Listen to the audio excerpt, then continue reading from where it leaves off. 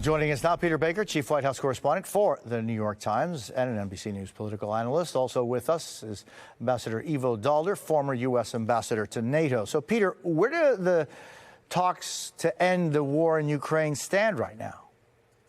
Well, it's a little bit of an uncertainty because you hear impatience on the part of Trump and his people, which is interesting because, of course, these things were never going to happen quickly, even though Trump told everybody during the campaign last year that he could end the war in 24 hours. In fact, it would be so easy he could do it before he was even inaugurated. Well, it's not so easy. And it's not so easy in part because Vladimir Putin, his friend, the person he has expressed so much admiration for, the one he has called a genius, is not, in fact, ready to end the war, not unless the terms are so advantageous to Russia that Ukraine couldn't possibly accept them. As it is, the proposal that we've learned about so far coming from Trump is pretty much one-sided toward Russia in a lot of ways that have been unacceptable to Ukraine.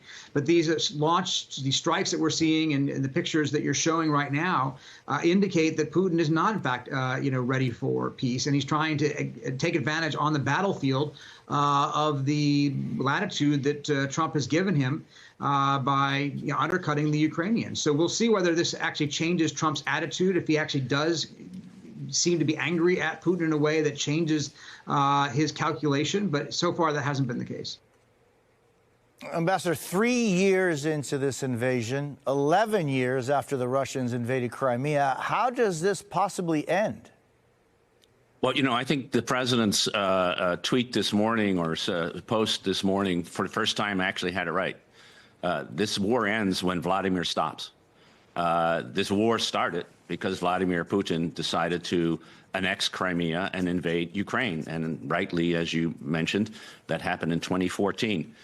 In the 4 years that President Trump was president in his first term, he did not stop this war. He was not able to stop the war. In fact, because he in many ways sucked up to Vladimir Putin, the Russian president, he gave the signal to the Russians that they could continue this war.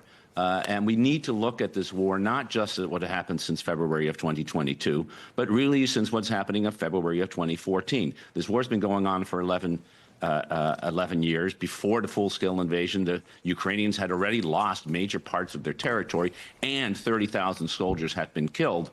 And the way that this war stops is very, very simple. It is when the pressure on Russia is significantly enough that they decide that the benefits of continuing the war are outweighed by the benefits of stopping. And the way to do that is not by giving them sanction relief, which is what the president is doing, recognizing territorial gains by the use of force, which the president is proposing, but by putting significant pressure on Russia, economic pressure, diplomatic pressure, not voting with Russia at the UN, but voting against Russia at the UN, and of course helping Ukraine to defend itself. Ukraine is the victim in this war. It needs to be under international law. They have the right to defend themselves. We have a right to support them in that defense. And that's how this war ends. The idea that you can declare an end to the war, which seems to be President Trump's modus of operation, is just not going to work, as Peter, I think, rightly underlined.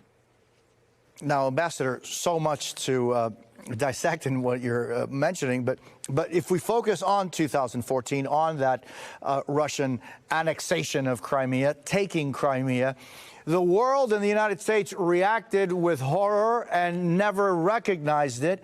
De jure, it wasn't legal. De facto, they let it happen. They let it continue to happen. And that's not something that started 5 minutes ago.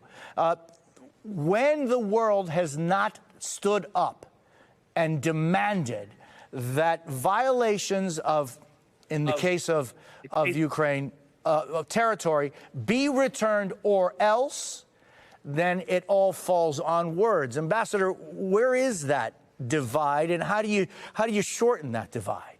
Well, clearly sanctions were imposed on Russia in 2014 in response, but you're right. The response in 2014, and I think history will show, was not the right response. It was too weak against a major strategic change, the attempt to change borders by the use of force. But that doesn't mean we should recognize it. Remember, the United States did not recognize the annexation of Estonia, Latvia, and Lithuania in 1941 by the then Soviet Union. And indeed, it took 50 years for these countries to be independent. But when they did become independent, they were independent. And at least the United States could say, we never recognized this incorporation. And yet, what is Donald Trump doing now? He is suggesting that recognizing that Crimea is part of Russia be part of a peace agreement. That is completely and totally unacceptable. We didn't even do that in 1941 when we weren't part of a party to the war, World War II, and we shouldn't be doing it now. Peter, where does this leave Zelensky? I mean, what is his bargaining position? Well, I mean, look, one thing that President Trump told him in that famous meltdown in the Oval Office was that Zelensky doesn't have any cards to play. It is certainly the case that Zelensky has been dependent on the United States now for these last 3 years in a very important way, not just in terms of weapons, but in terms of intelligence help in targeting, on the battlefield. Can Europe step up into that void if the United States pulls back? That's not really clear, honestly. There's not a lot of history there. Europe has done an awful lot, done more, in fact, in terms of spending money for Ukraine these last 3 years, contrary to what President Trump says. But they don't have the same capacities that the United States military does in terms of providing help for the Ukrainians. And I think that means Zelensky, to some extent, is dependent on Trump. Now, he's trying to play it a little bit more carefully than he did in that Oval Office meeting. He's trying to make the case that he actually is for peace, and it's Putin who's the one who is interested in continuing the war. At the same time, Zelensky can't agree to some of the conditions that Trump is putting on the table. They're just simply not tenable for a Ukrainian leader. He's got his own domestic politics to think about. His own people aren't willing to go along with some of the things that Trump is asking of them. And so I think that he's kind of stuck in this awkward position. He's got the Europeans on his side, but it doesn't necessarily mean that that's going to help him with Trump. And so he wants for Trump to be angrier at Putin than angrier at him.